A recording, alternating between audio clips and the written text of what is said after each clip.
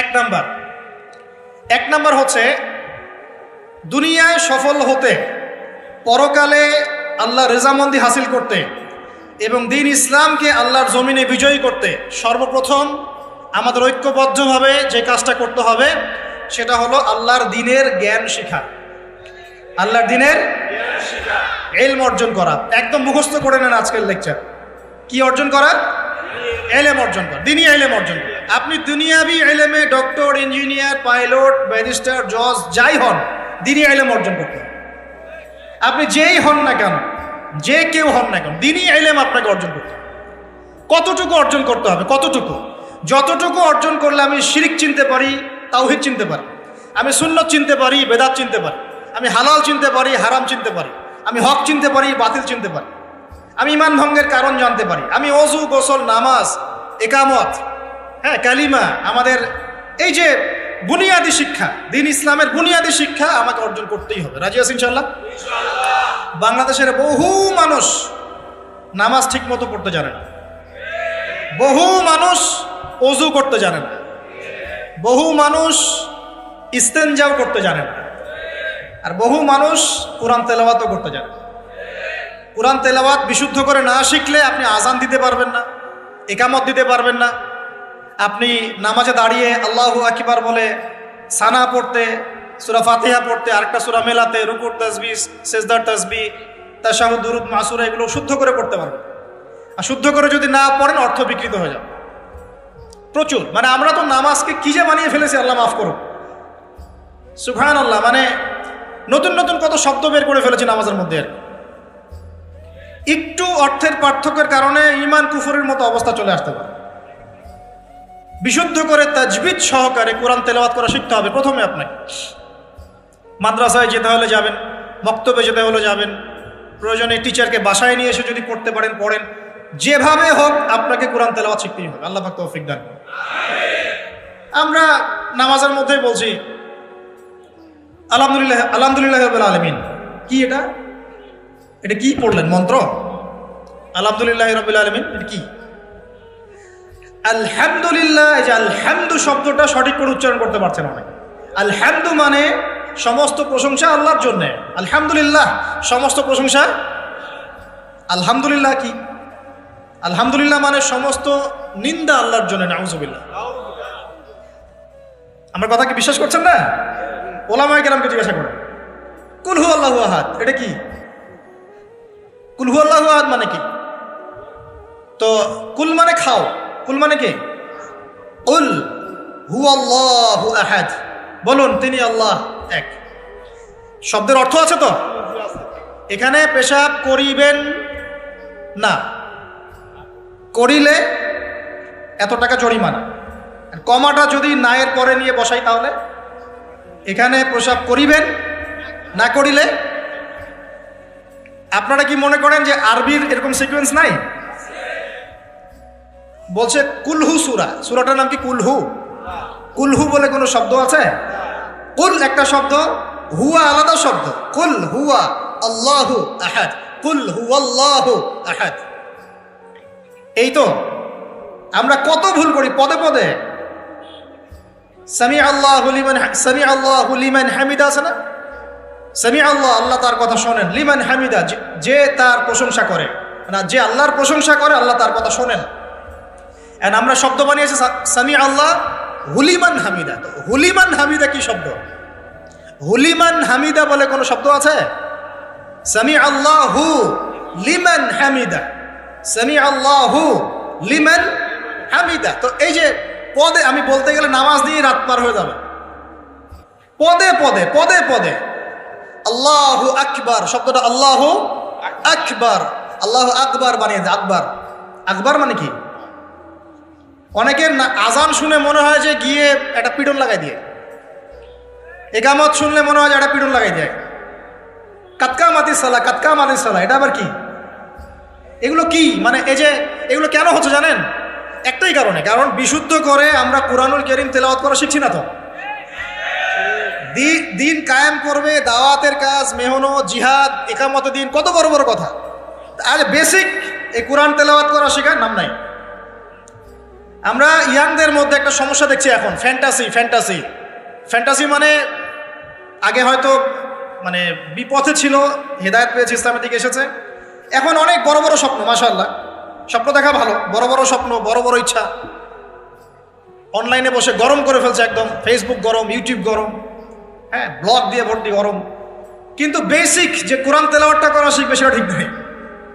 3 মাস কোরআনটা তেলাওয়াত করা শিখবে একজন আলেমের কাছে নাই। একটা কোর্স লঞ্চ করে দেন 6 মাস ক্লাস করবে না, প্রথমে 1 মাস ক্লাস করে পরে নাই, 5 মাস নাই।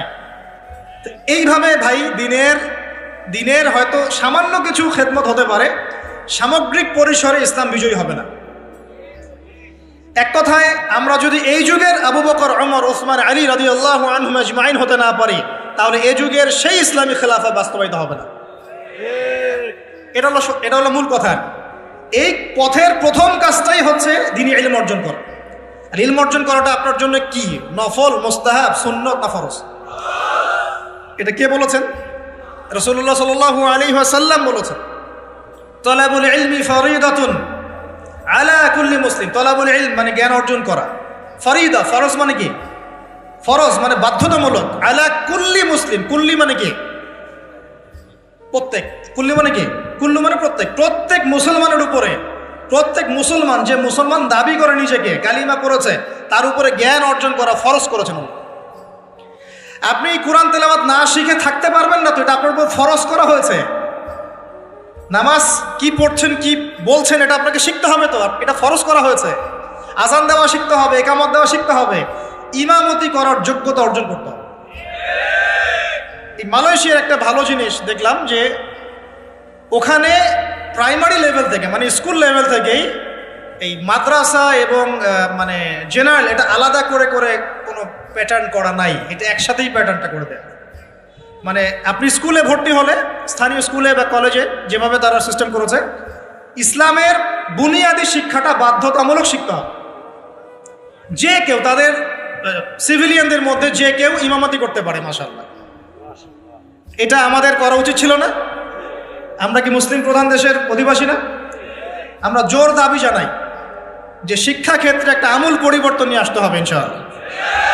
একদম প্রাইমারি লেভেল থেকে ইসলামিক শিক্ষাকে আমাদের দেশে বাধ্যতামূলক করা হোক। মাদ্রাসা শিক্ষা মাদ্রাসায়, আবার সেকুলার শিক্ষাতে, এই দুদিকে চলছে। তাহলে একজন ব্যক্তি যে এই যে স্কুলে ভর্তি হলো, আপনার ছেলে এখানে 10 বছর পড়বে, এসএসসি পরীক্ষা দিবে, এইচএসসি, তারপরে অনার্স মাস্টার্স, এই 20 বছরে ইসলামটা শিখবে কি? যতটুকু শিখছে এই শিক্ষাটা তো প্র্যাকটিক্যালে প্রয়োগও করতে পারছে না। আর এই জায়গা থেকে যখন কেউ উঠে আসছে, তখন সে তো উম্মার দায়িত্ব নিতে পারছে না। তাহলে ব্যাপারটা কি এমন যে আমরা এদিকে শুধু দুনিয়ার চর্চা করব, আর মাদ্রাসা লাইনে যারা পড়ে তারা দিনের চর্চা করবে? দিন চর্চা করার, দিন পালন করার, প্রচার প্রসারের আমাদের কোনো অধিকার নাই? তাহলে এই শিক্ষাটা অর্জন করলে কি আমরা কি সবাই কি খারাপ হয়ে যাব? আমরা যদি ইসলামিক শিক্ষা শুরু থেকে দেওয়ার চেষ্টা করি বাচ্চাদেরকে, প্রাইমারি লেভেল থেকে, আমাদের বাচ্চারা কি নষ্ট হয়ে যাবে? এই জিনিসটা আল্লাহ পাক আমাদের সমস্ত ঊর্ধ্বতন কর্তৃপক্ষদেরকে বোঝার তৌফিক দান করুন। আল্লাহ পাক আমাদের ঊর্ধ্বতন কর্তৃপক্ষদেরকে এই বিষয়টা বোঝার তৌফিক দান করুন যে ইসলামী শিক্ষায় কল্যাণ ছাড়া অকল্যাণ কিছু নাই। এখানে যদি অন্য ধর্মাবলম্বী কেউ থাকেন, সে তার ধর্ম চর্চা করবে, কোনো সমস্যা? আমরা আমাদের ধর্ম শিখবো ইনশাআল্লাহ। তো এই জিনিসটা আমাদের বুনিয়াদী শিক্ষা। এখন যদি আপনি না পারেন, এখন আপনার কাছে ওই পাওয়ার নাই, ক্ষমতা নাই, ইমপ্লিমেন্টের সুযোগ নাই, তাহলে কি করবেন? তাহলে এখন যে আপনি 20 বছর পড়াশোনা করে ফেলেছেন জেনারেল লাইনে, এখন কি করবেন? এখন আপনার জন্যে কিছু অপশন খোলা আছে। এক, স্থানীয় বরেণ্য ওলামায়ে কেরাম যারা আছেন তাদের সাথে পরামর্শ করে সিলেবাস তৈরি করে নিয়ে পড়াশোনা করুন, এটা একটা অপশন। 2, আপনারা কিছু দিনী ভাই ব্যাচ করে করে ওলামায়ে কেরামের কাছে গিয়ে একটা একটা করে কিতাব শেষ করেন। 2, 3, অনলাইনে কিছু কোর্সেস চলছে, এই কোর্সেসগুলো করতে পারেন, কাজে দিতে পারে। তবে অনলাইনে কোর্স অফলাইনের মতো হয় না। অফলাইনে ওস্তাদদের সামনে বসে যে পড়াশোনা, এটা অনলাইনে পাবেন না, ঠিক আছে? অথবা আপনার যদি সুযোগ থাকে তাহলে প্যাটার্ন চেঞ্জ করে এই প্যাটার্নে যেতে হবে। এগুলো ছাড়া তো আপনার সামনে কোনো অপশন বলা নাই। যে আমরা যদি মাদ্রাসাগুলোতে এবং আমাদের শিক্ষা প্রতিষ্ঠানগুলোতে জেনারেলদের জন্য আরবির কোর্স আর মাদ্রাসা শিক্ষার্থীদের জন্য জেনারেল কোর্স রাখি, তাহলে উভয়ে শিক্ষিত হতে পারবে। মনে করেন এই ভাই মাদ্রাসায় পড়েছেন, মাশাআল্লাহ তিনি মাদ্রাসার সব জ্ঞানই রাখেন আলহামদুলিল্লাহ, কিন্তু সায়েন্স শিখতে পারেন নাই, নামাজ শিখতে পারেন নাই, ওযু শিখতে পারেন নাই। এখন এই ভাইকে কি করবেন? এই ভাইকে ইসলামিক কিছু ডিপ্লোমা কোর্সের আওতায় আনতে হবে, এনে অফলাইন বা অনলাইনে শিক্ষা দিয়ে তাকেও মানুষ করে গড়ে তুলতে হবে। এই তো যদি আমরা চিন্তা করি, আমরা চিন্তা করতে হবে আমাদেরকে জাতি নিয়ে, বড় বড় কথা বললে হবে না তো। যুব সমাজের এখন যে অবস্থা, আপনি সামনে একটা ভয়ঙ্কর বিকলাঙ্গ যুব সমাজ দেখতে পারবেন। মস্তিষ্ক বিকৃত হয়ে গেছে এদের মোবাইল ফোন দিয়ে। মোবাইল ফোন, পর্নোগ্রাফি, মেয়েদের ফিতনা, হারাম অ্যাফেয়ার্স, মাদক, জুয়া, টিকটক, এই করতে করতে এদের মস্তিষ্কর সুস্থতা নষ্ট হয়ে গেছে। আল্লাহর কসম, আল্লাহর কসম করে বলছি, এরা সুস্থ না। একটা চিত্র খুব কমন দেখতে পারবেন, 10টা-20টা ছেলে গোল হয়ে বসে আছে ফোন নিয়ে, সবার মনোযোগ নিচের দিকে। ওয়ার্ল্ডে কি হচ্ছে, আসমানে কি হচ্ছে, জমিনে কি হচ্ছে, কোথায় মুসলিমদের উপর বোম পড়লো, কোনো ফিকিরই নাই ওর। আপনি মনে করেছেন যে এই যুব সমাজ আগামীতে দেশের হাল ধরবে? আমি হলফ করে বলতে পারি কোনোদিন দেশের উপকার করতে পারবে। আপনি নষ্ট করে ফেলছেন যুব সমাজকে, নষ্ট করে ফেলছেন। এদেরকে সুস্থতার দিকে নিয়ে আসতে হলে ইসলামী শিক্ষার কোনো বিকল্প নাই, নামাজের কোনো বিকল্প নাই। এদেরকে সামাজিক কাজে লাগিয়ে দিতে হবে, সোশ্যাল কাজে, সামাজিক উন্নয়নমূলক কাজে, এই যে মানবতার সেবামূলক কাজে, প্র্যাকটিক্যাল কিছু কাজে, কিছু বানাও, কিছু করো, সায়েন্স নিয়ে ঘাটাঘাটি করো, কিছু প্রযুক্তি উদ্ভাবন করো, তোমরা কিছু করো। দেখেন আমরা যত কিছু ব্যবহার করি সব কিছু কিন্তু ইহুদি খ্রিস্টানদের। এই যে আমি যে মাইকে কথা বলছি, এই মাইকে ইসলামের বড় বড় কথা বলছি, এই মাইকটাও দেখা যাবে যে মুসলমান তৈরি করে নেয়। তাহলে এটা কি কাম্য ছিল? আর এই বিশ্বের যত শিক্ষার বুনিয়াদ, এই বুনিয়াদের শিক্ষা দিয়েছে মুসলিমরা। বিশ্বাস না করলে খালি আপনি 1200 বছর ইতিহাসটা পড়ে দেখেন। ইবনে সিনার নাম শুনেছেন? চিকিৎসা বিজ্ঞান দাঁড়িয়ে আছে ইবনে সিনার উপরে, নাম শুনে নেই? জাবির ইবনে হাইয়ানের নাম শুনেছেন? এই কেমিস্ট্রি না থাকলে আপনি ওষুধ তৈরি করতে পারবেন না। কেমিস্ট্রি না থাকলে কি পারবেন না? মেডিসিন তৈরি করতে পারবেন না। এটা দাঁড়িয়ে আছে কেমিস্ট্রি জাবির ইবনে হাইয়ানের উপরে, যাকে ইউরোপে বলে গ্যাবর ইবনে হাইয়ান। এরকম নাম প্রচুর আছে। আপনি এই যে ম্যাথামেটিক্সের কথা বলেন, জ্যোতির্বিদ্যার কথা বলেন, তারপরে প্রাণীবিদ্যার কথা বলেন, এই রক্ত সংবহন যন্ত্রের কথা বলেন, এক একটা সাবজেক্ট ধরে ধরে দেখেন, সবগুলার গোড়ার মধ্যে আমাদের মুসলিম মনীষীদের অবদান আছে। এমনকি এই যে পুরো বিশ্বের যে দর্শনগুলো চলছে, যত দর্শন, ফিলোসফিক্যাল থটস, আমরা ফিলোসফি পড়েছি, এই ফিলোসফিগুলোর গোড়ায় গিয়ে আপনি দেখবেন সব মুসলিম দার্শনিকদের নাম লেখা আছে। আমরা ইমাম গাজালির নাম জানি না, ইবনে রুশদের নাম জানি না, হ্যাঁ আমরা অনেক কিছু জানি না। আসলে আমরা শেকড় ভুলে গেছি এখন। বিশ্বাস করেন আমরা এই যে প্রযুক্তি, মোবাইল ফোন, টিকটক, মেয়েদের পিছনে ঘুরতে ঘুরতে, অ্যাফেয়ার, বাইক চালানো, আমরা আমাদের জীবনের লক্ষ্যই ভুলে গেছি। আল্লাহ পাক আমাদের যুব সমাজকে তাদের জীবনের লক্ষ্য বোঝার তৌফিক দান করুন।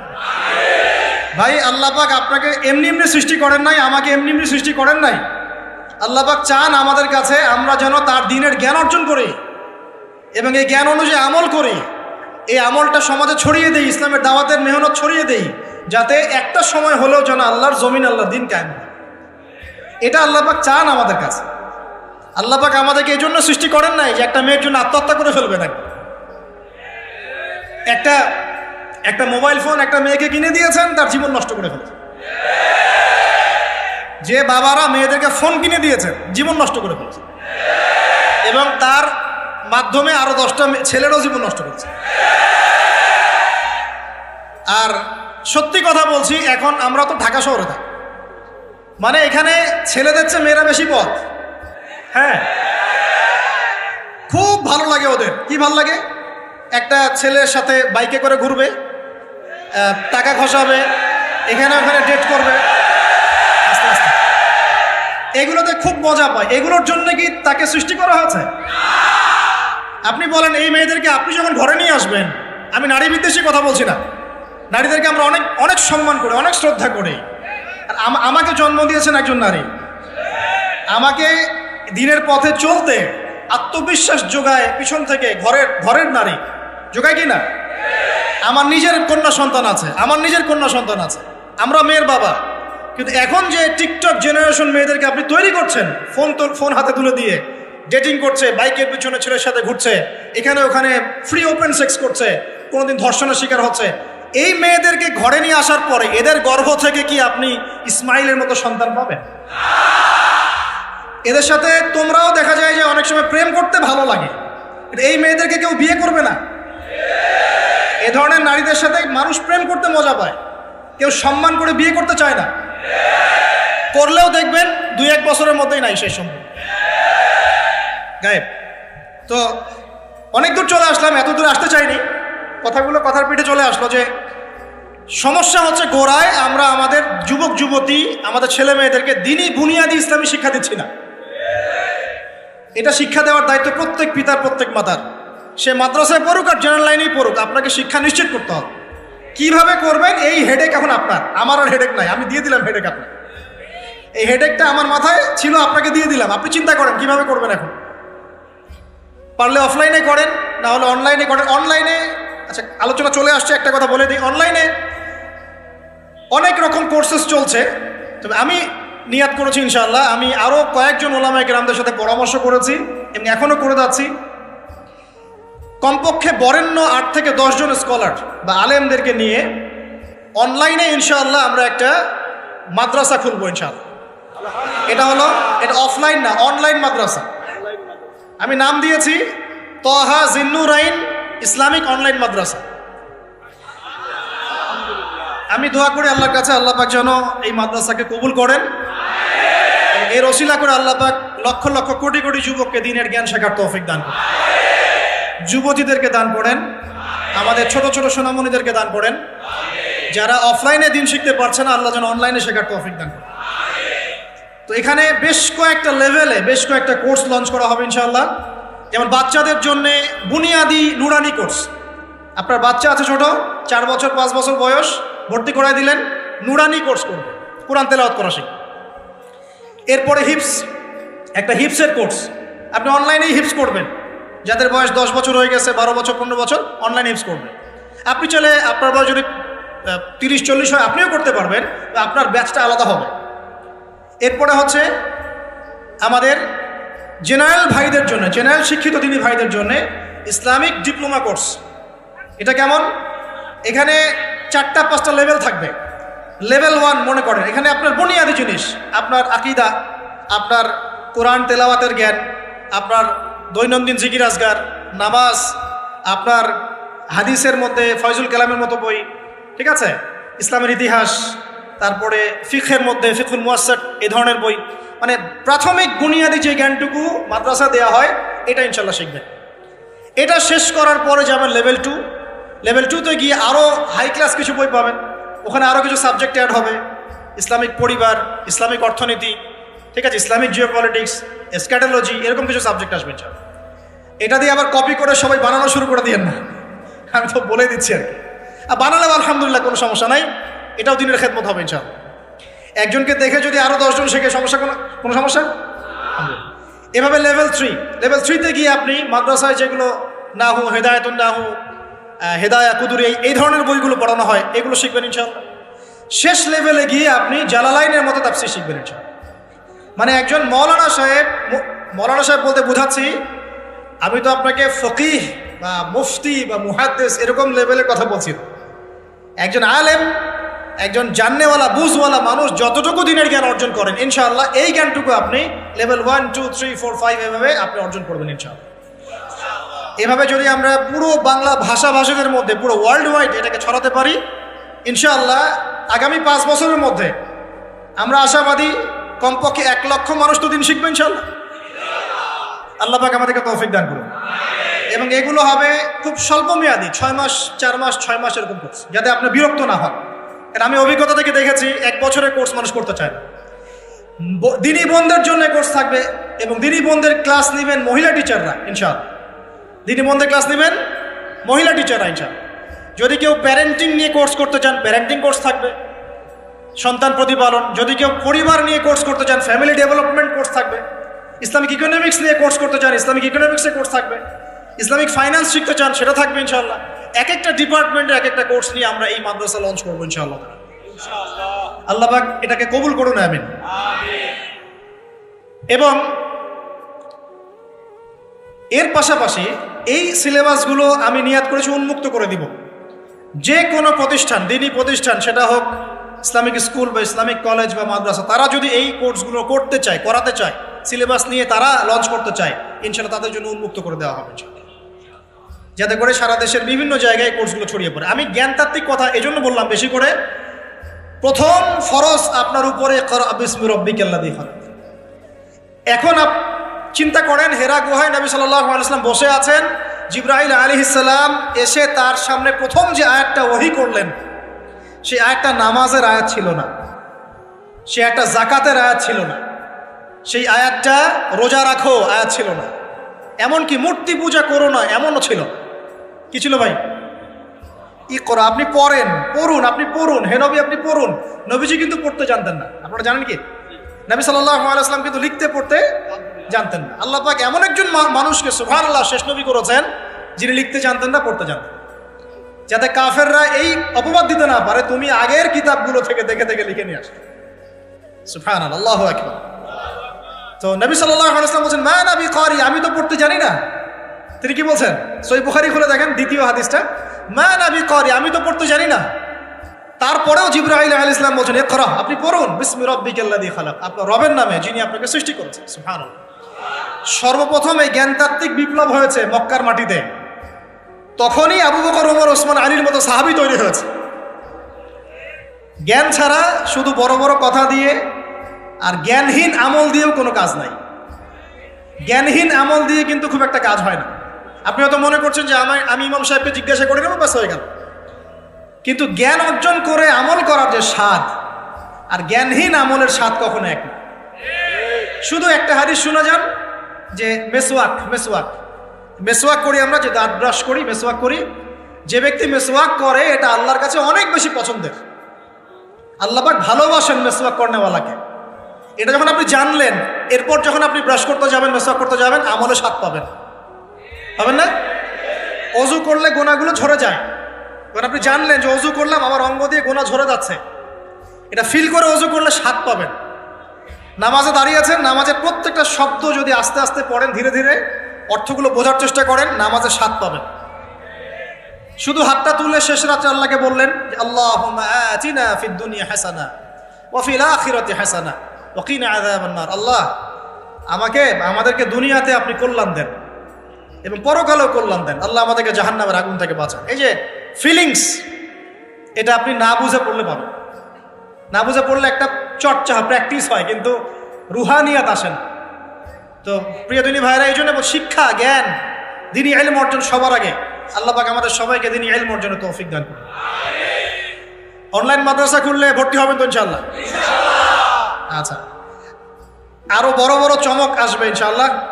এমন কিছু স্কলারের চেহারাও ইনশাআল্লাহ দেখবেন, যাদের ওয়াজ শোনার জন্য আপনি লক্ষ টাকা দিয়ে ভাড়া করে হেলিকপ্টারে নিয়ে আসেন ইনশাআল্লাহ। আল্লাহ পাক আমাদের দ্বীনি খেদমতগুলো কবুল করুন, আমিন।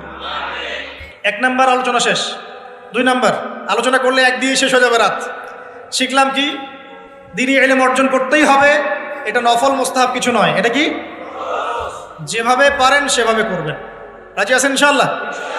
নিয়াত করতে পারি যে আগামী 1 বছরের মধ্যে, 1 বছর সময় দিলাম, আগামী 1 বছরের মধ্যে আমরা কোরআন বিশুদ্ধ করে তেলাওয়াত করা শিখব ইনশাআল্লাহ।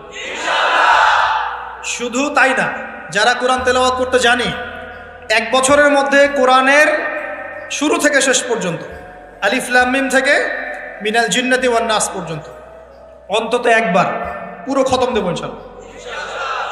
আর যারা আরো ভালো পড়তে পারি, দ্রুত পড়তে পারি বা হাফেজে কোরআন আছি, 1 বছরের মধ্যে আলিফ লাম মিম থেকে মিনাল জিন্নাতি ওয়ান নাস অন্তত একবার যে কোনো একটা তাফসীর বা অনুবাদ করে দেখব ইনশাআল্লাহ। পারা যাবে ইনশাআল্লাহ? একটা তাফসীর বাসায় কিনবেন, মাস্ট বি। যারা বিগিনার, মানে নতুন শিখছেন, নতুন পড়া শিখছেন, তারা কিনবেন মারিফুল কোরআন। কি কিনবেন? এগুলো কিন্তু ভাই ওয়াজ না, এটা আপনার সাজেশন। ওয়াজ করলে সুর করে অনেক ওয়াজ করা যায় কি না? এই কথাগুলো আপনার জীবনে কাজে দিবে ইনশাআল্লাহ, সারা জীবন কাজে দিবে ইনশাআল্লাহ। যারা বিগিনার, মানে আপনি শুরু করেছেন প্রথম, বড় বড় বই আগে ধরতে যাবেন না, আগে মানে নিচু লেভেলের বইগুলো, নিচু লেভেল বলতে সহজ বইগুলো আগে পড়বেন। প্রথম পড়বেন তাফসির পড়তে গেলে মারিফুল কোরআন, যারা বিগিনার।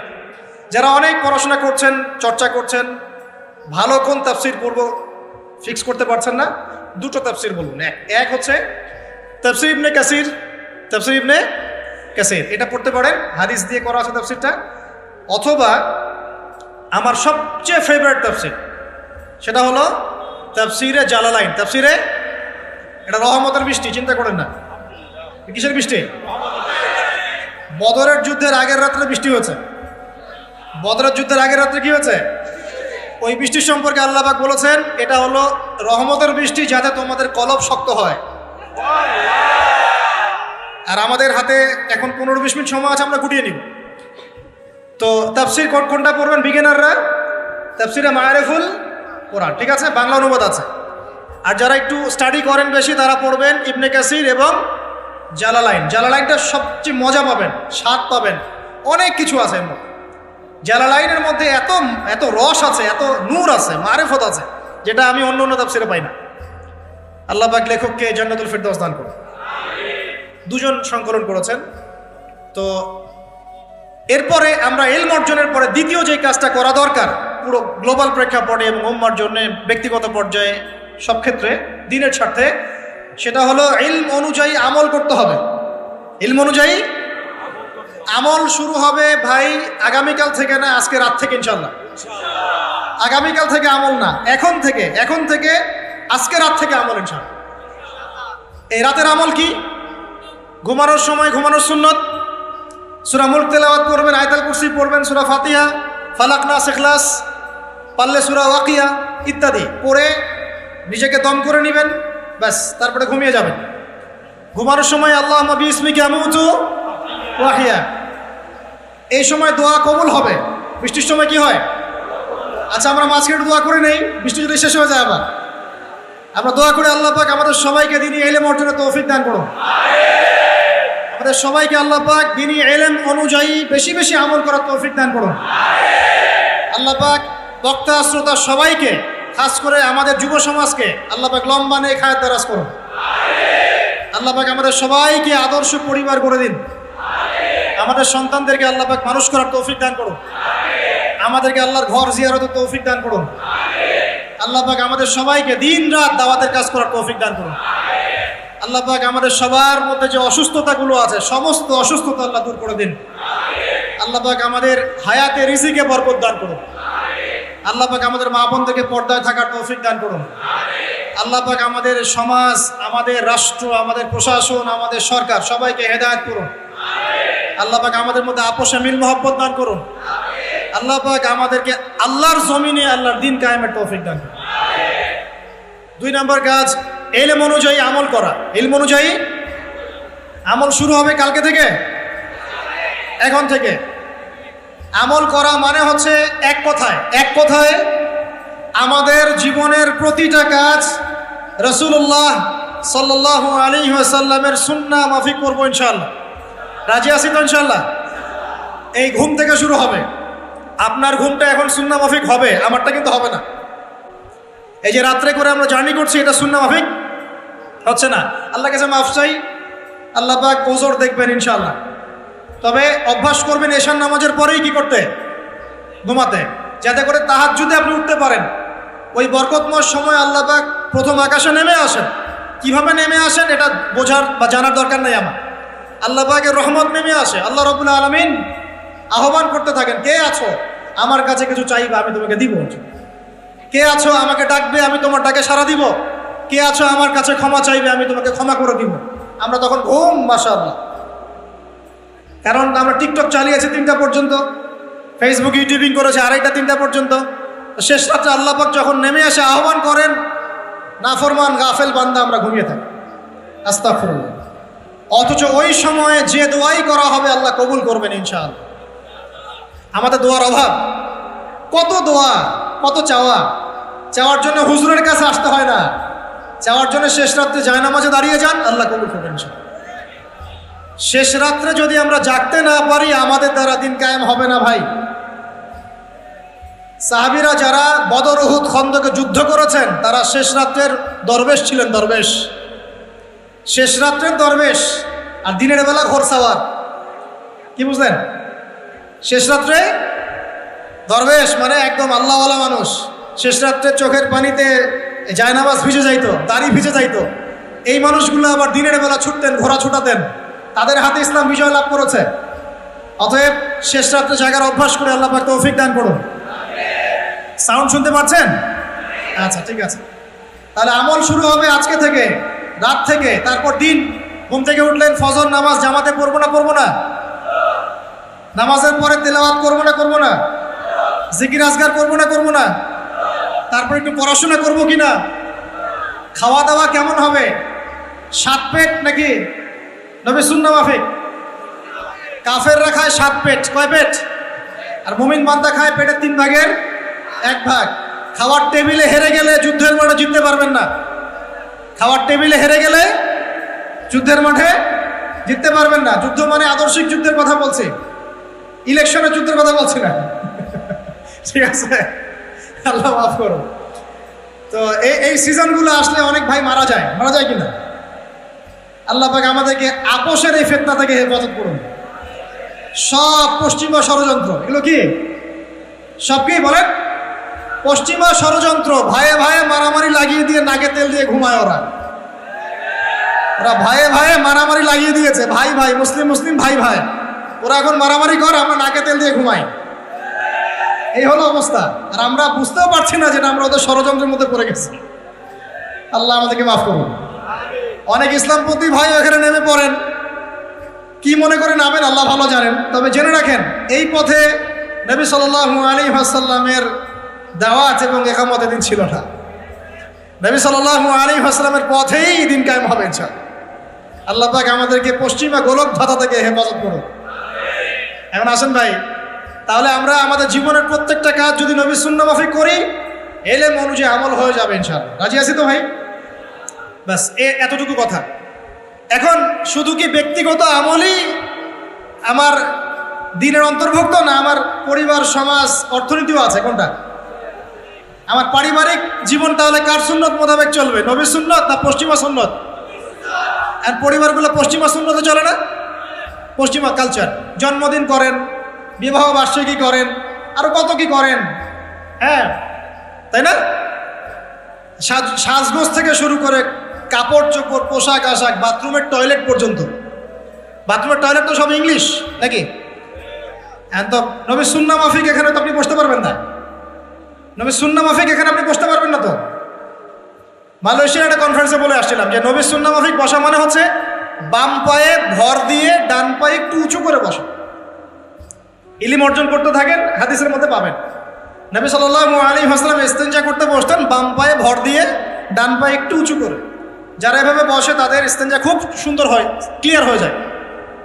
আর আপনি ইংলিশ টয়লেটে বসেন, দেখি কেমনে বসবেন? পারবেন? তাহলে এই যে বললাম, প্রতিটা জায়গায় ফিতনা। তো বাসায় অ্যাটলিস্ট এমন ওয়াশরুম রাখেন যেখানে নবী সুন্নাহ মাফিক ইস্তেনজা করা যায়। আর যখন সফর করবেন দেশের বিভিন্ন জায়গায়, তখন দেখবেন মাশাআল্লাহ আরো লেটেস্ট পদ্ধতি আছে।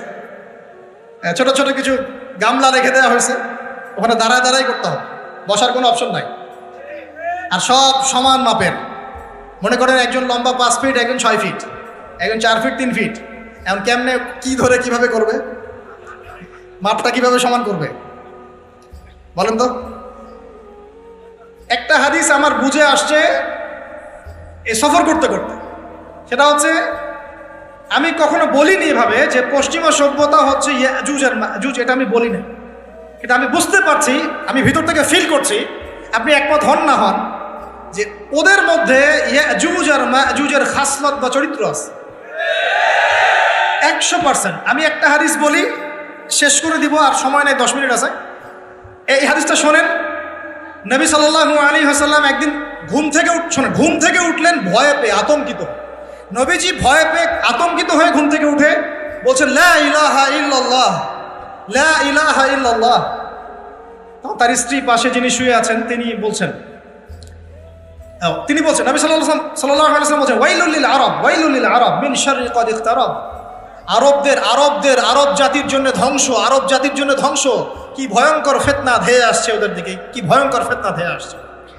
এবং তিনি হাতের ইশারা করে দেখালেন এইভাবে যে আজকে, নবীজি বলছেন 1400 বছর আগের কথা, 1445 বছর আগের কথা, 1445 বছর আগে নবীজি বলেছেন আজকে, ওই সময় আজকে ইয়াজুজ আর মাজুজের যে দেয়ালের কথা মনে আছে? জুলকারনাইনের সময় দেয়াল, এই দেয়াল এতটুকু পরিমাণ খুলে দেয়া হয়েছে, এতটুকু পরিমাণ খুলে দেয়া হয়েছে 1400 কত বছর আগে।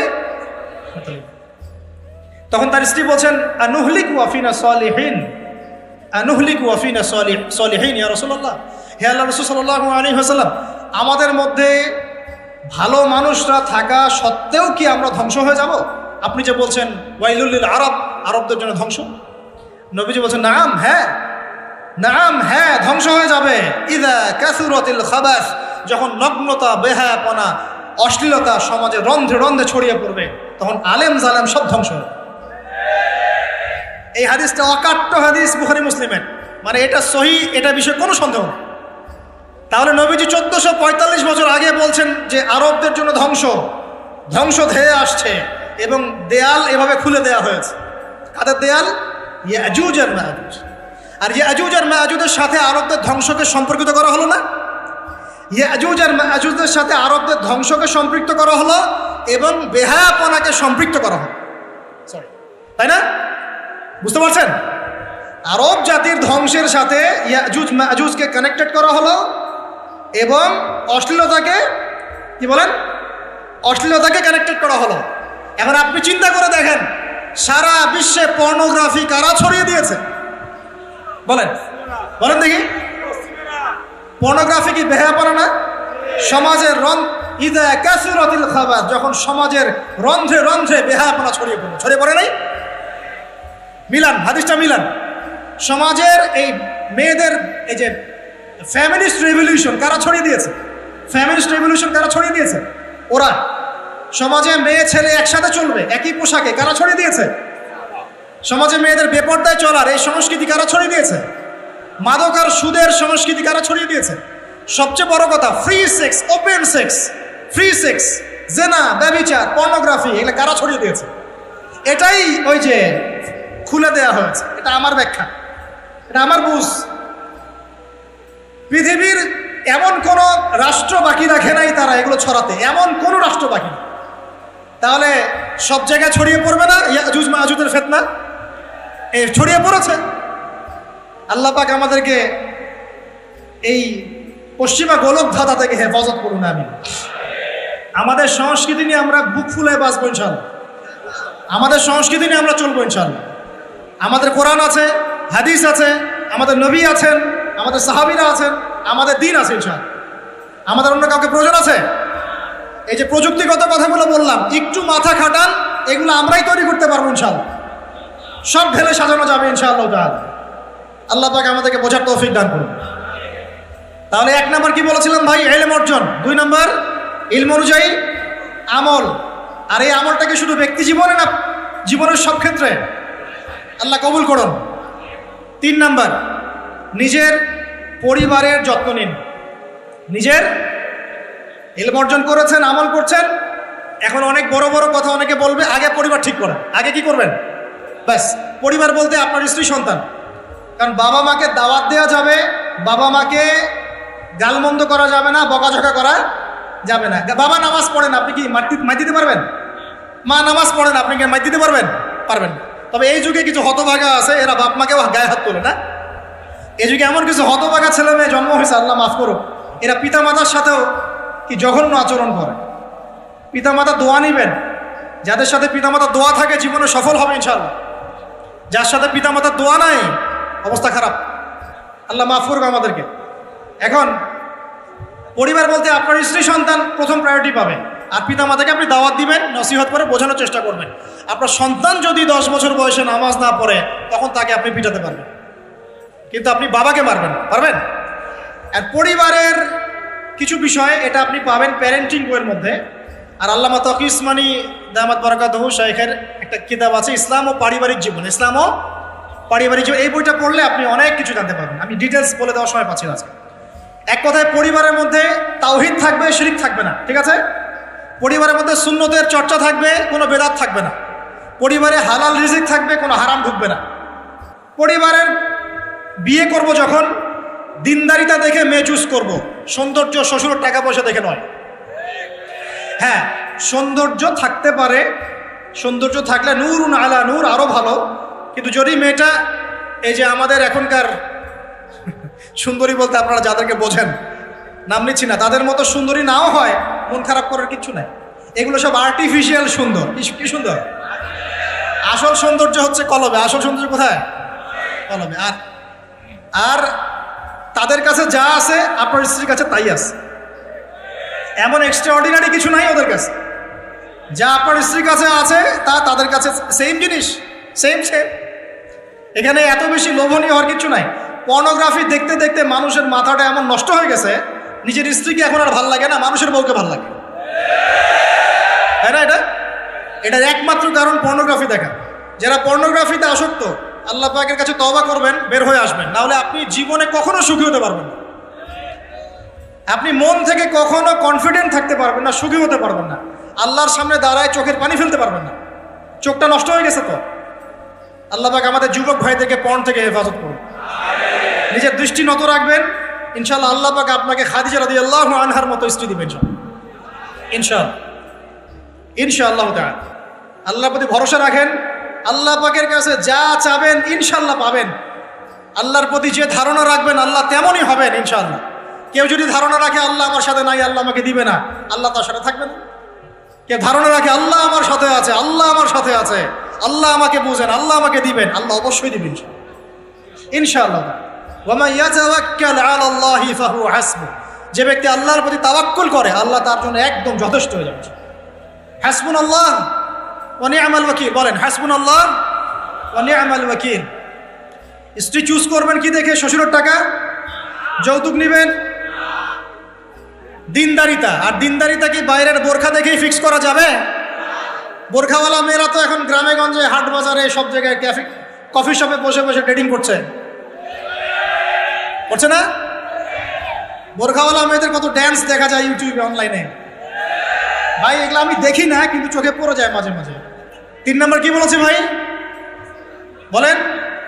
আদর্শ পরিবার গঠন করা। কোন বইয়ের নাম বললাম? কার বই পড়বেন? আল্লামা তাকি উসমানী দামাত বারাকাতু। বইটার নাম কি? ইসলাম ও পারিবারিক জীবন। ইসলাম ও পারিবারিক জীবন। কিনতে পারবেন তো ইনশাল্লাহ? বন্ধুদের সাথে চা খেতে বসলে 1000 টাকা বিল হয়, এখন 500 টাকা বিল হয় না? একটা বই কিনতে 200 টাকা লাগে না। কিনতে পারবো কিনা? যারা বই কিনে বইয়ের প্রতি মহব্বত রাখবে আল্লাহ ওদেরকে এলেম দান করবেন ইনশাআল্লাহ। আমি একদিন বলেছি না, বই নিয়ে একটা লেকচার দিয়েছি না? বই কিনতাম টাকা বাঁচিয়ে বাঁচিয়ে। বিশ্বাস করেন এখন বই হাদিয়াই পড়ে শেষ করতে পারি না আমরা। হাদিয়ার পর হাদিয়া বই পড়ে আছে বাসা, শেষই করতে পারছি না। বইয়ের প্রতি মহব্বত রাখেন, আল্লাহ পাক আপনাকে অনেক জ্ঞান দিবেন ইনশাআল্লাহ। 4 নাম্বার, খুব শর্ট করে শেষ করি। 4 হচ্ছে আমাদের রিজিকটা হালাল করতে হবে। রাজি আছি ইনশাআল্লাহ? রিজিক হালাল মানে কি? রিজিকের মধ্যে কোনো সুদ থাকবে না। রিজিকে কোনো সুদ যে খায় সে মায়ের সাথে জেনা করে। সুদ যে খায় সে আল্লাহ এবং তার রাসূলের সাথে যুদ্ধ করে। আমি এমন একজন ব্যক্তির কথা শুনেছি যে সুদ খেত, আল্লাহ মাফ করুক তাকে, আল্লাহ মাফ করুক। আমাকে বলেছেন একজন, আমি শুনেছি এটা, যে ইন্তেকালের পরে দুনিয়াতেই পেটটা ফুলে গিয়েছিল। নাউজুবিল্লাহ, আল্লাহ হেফাজত করুন। মেরাজের রাতে নবী দেখে এসেছেন সুদখোরের পেটের মধ্যে সাপ কিলবিল করছে, রক্তের নদীতে ফেলে মাথা ফাটিয়ে দেওয়া হচ্ছে। আল্লাহ এবং তার রাসূলের সাথে যুদ্ধ করে কেউ সফল হতে পারবে? আল্লাহর ওয়াস্তে সুদের চাকরিটা ছেড়ে দেই ভাই, আল্লাহর ওয়াস্তে ছেড়ে দেই, সুদের চাকরি ছেড়ে দেই। আল্লাহর হাতে আমার রিজিক, আল্লাহই খাওয়াবেন ইনশাআল্লাহ। সারা দুনিয়ার লক্ষ কোটি মাখলুককে আল্লাহ যদি খাওয়াতে পারেন, আমাকেও সুদ ছাড়া খাওয়াতে পারেন। খালি ধৈর্য ধরেন, রিজিক আসবেই ইনশাআল্লাহ। আর যেখানে ঘুষ সেখানে নাই, যেখানে ঘুষ সেখানে আমি নাই। এখানে ভাই যদি কোনো সরকারি কর্মকর্তা থাকেন বা কেউ যদি ঘুষের সাথে সম্পৃক্ত থাকেন, সরকারি বেসরকারি যেই হন, আজকে রাত্রে বাসায় গিয়ে খাস তওবা করে নেন। আল্লাহ, আমি জীবনে যত অর্থনৈতিক অন্যায় করেছি আমাকে মাফ করুন। আল্লাহ পাক মাফ করে দিবেন ইনশাআল্লাহ। এবং আগামী জীবনে ঘুষমুক্ত জীবন যাপন করার চেষ্টা করি। আল্লাহ তৌফিক দান করুন। অমুসলিমরা এখন এইসব সংস্কৃতি মেনে চলে, মুসলিমরা কেন মানবে না? মানা উচিত কি না? আল্লাহ তৌফিক দান করুন। আর ব্যবসার মধ্যে কিন্তু অনেক রিজিক আছে। 10 ভাগের 9 ভাগই কোথায়? ব্যবসায়। শুধু চাকরির পিছনেই ছুটবেন না। আর চাকরি যদি করেন অনেস্টির সাথে করবেন, উদ্যোক্তা হন, অর্থনৈতিকভাবে নিজেকে স্বাবলম্বী করার চেষ্টা করেন, তারপরে বিয়ে শাদী করতে যান। আল্লাহ পাক তৌফিক দান। না হলে ছেলে মানুষের সম্মান কমে যায়। ছেলে মানুষকে হাত পাততে হলেই সম্মান কমে যায়। তো প্রিয় ভাইরা, 4 নম্বর নসিহত খুব সংক্ষিপ্ত করে, আমাদের রিজিক হতে হবে কি ভাই? হালাল। আমি এমন আলেমকে চিনি, এমন আলেমের সোহবতে গিয়েছিলাম যে বাহিরের হোটেলের মুরগির গোশত, গরুর গোশত খায় না। অবাক হলেন তাই না? হজ করতে গিয়েছে, সেখানেও খায় না। ফল খেয়ে থাকে, কারো রুটি খেয়ে থাকে, দুধ খেয়ে থাকে। কারণ এই মুরগি যে জবাই করার সময় বিসমিল্লাহ বলা হয়েছে কোনো গ্যারান্টি নাই। এই গরু জবাই করার সময় বিসমিল্লাহি আল্লাহু আকবার বলা হচ্ছে কোনো গ্যারান্টি নাই। এখানে যদি ব্যবসায়ী ভাইরা থাকেন, আমি নসিহত করব, অনুরোধ করব, সব সময় জবাই করার সময় আল্লাহর নাম নিয়ে জবাই করব। আপনাদের হোটেলের এই পণ্য সবাই খাচ্ছে, একজনের জন্য সবাইকে হারামখোর বানাবেন না। আল্লাহর ওয়াস্তে মানুষকে হারামখোর বানাবেন না। বিসমিল্লাহি আল্লাহু আকবার বলে জবাই করবেন। আল্লাহ পাক তৌফিক দান করুন। সন্দেহ আছে না একটা? আচ্ছা, অতএব হালাল খাওয়ার চেষ্টা করি। আল্লাহ পাক তৌফিক দান করুন। এমন অবস্থা, মানুষ দাওয়াত দিলে আমরা এখন বলি, আমরা বলি যে আল্লাহর কসম দিয়ে বলছি, আপনি নিশ্চিত করেন এর মধ্যে কোনো হারাম টাকা নাই, তাহলে খাবো ভাই, না হলে খাবো। নিশ্চিত করতে পারলে খাবো, না হলে খাবো না। এভাবে রিজিকটাকে শক্ত করে হালাল করার চেষ্টা করি। আল্লাহ আমাদের সবাইকে তৌফিক দান করুন।